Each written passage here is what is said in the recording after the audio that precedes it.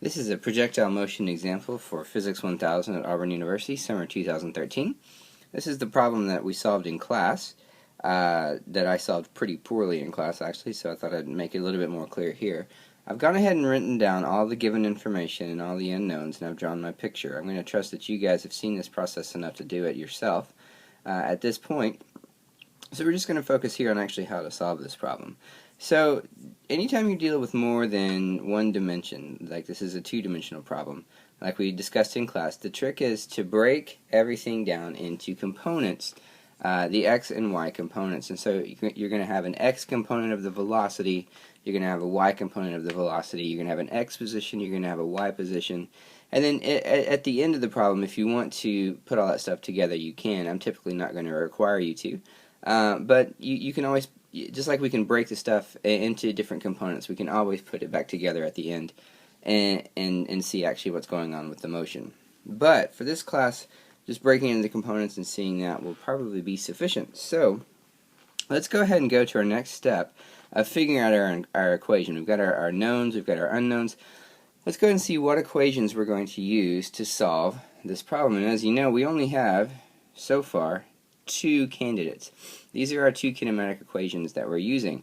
And so I guess I should go back to the other slide. What are we being asked to find? We're being asked to find these components right here, the final x position and the final y position. So if we go over to our equations, notice right off the bat, this equation here does not contain any sort of position information. You've got velocity, you've got acceleration, and you've got time. You've got nothing about position, so it's pretty easy to see we won't be able to use that one for anything in this problem. So we're just left with this one. So let's make sure that we can solve this problem with this equation with all the information that we have.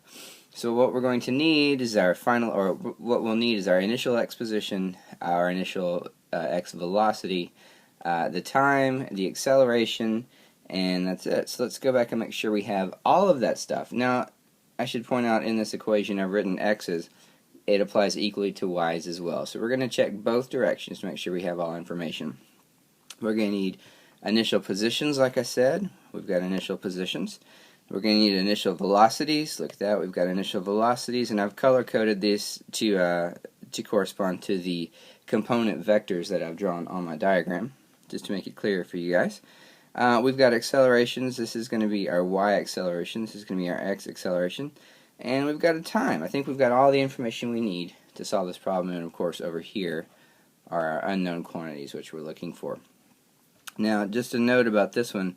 We talked in class that when you're dealing with these sort of problems where the only force is gravity, in other words, we're neglecting any sort of air friction, air resistance that might come in, we're only worried about gravity. Anytime we have that situation, you can immediately say that your y acceleration is just g.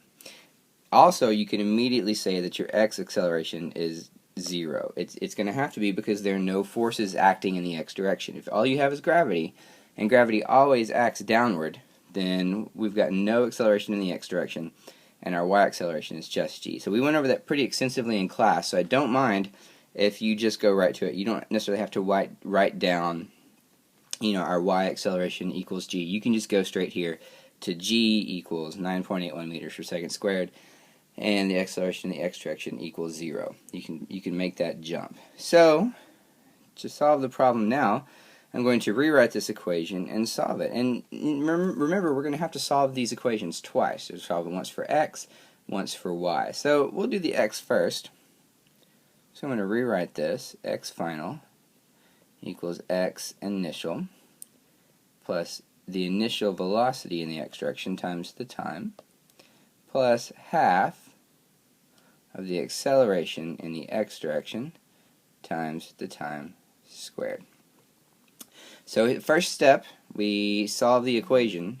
First step was we plug in zeros. Anywhere we can find a 0. And in this direction we have several of them. We have a 0 for the x initial position here, and we've got a 0 for the x acceleration here. So we can go back immediately and get rid of this and get rid of this. Those are all just going to be 0. So we're left with this reasonably simple equation. Final position just equals initial velocity in that direction times the time. Remember, we talked about this is just our good old d equals rt, basically. So here I can start plugging in numbers. My initial velocity was 5 meters per second, and my time is 10 seconds. So I see pretty easily that my final x position is 50 meters. So if we go back and look on our drawing, 50 meters downrange is going to be somewhere over here, right? Maybe, I haven't drawn any scale on this, but, it might be here, but it's somewhere down to the right of where we launched it. And that makes perfect sense. If we have a velocity in the x direction going this way, it would make sense that we find our projectile some point over here after everything is said and done. So let me clean this up a little bit. And we'll go back and look at our y equation. I'm going to go to a new slide. But I'm just going to write down the same equation, only this time wherever I wrote x, I'm going to write y. Y final equals y initial plus initial velocity in the y direction times the time plus 1/2 a in the y t squared. And in class I did mention that you could here immediately go, instead of writing plus 1/2 ay t squared, minus 1/2 g t squared. So let me go ahead and make that substitution, since I told you in class to go ahead and do that. Remember, our acceleration in the y, because we know that how gravity works, is always going to be g, and the negative sign comes in because of the direction. 1/2 g t squared. If that's confusing you, let me go over it just a little bit more. Over here, we've implicitly said that up is positive. We don't have to say that, of course, but usually when we draw these graphs, up is positive. So if gravity is going this way, it has to be negative, right? It makes perfect sense. So if we go back over here, this is where the negative sign comes in. This negative sign here is because gravity is acting downward, and the a in that direction is just this g. So that's the substitution I've made there. From here, I can plug in zeros. I've got 1, which is my initial position, and I'm left with y final equals this stuff, which I'll go ahead and plug in numbers because I'm almost at the limit of my YouTube time. So y final is going to equal v initial in the y direction, 10 meters per second times 10 seconds minus 1/2 times 9.81. I'm going to leave off the units because I don't have room, times 10 squared. And let me plug this into the calculator.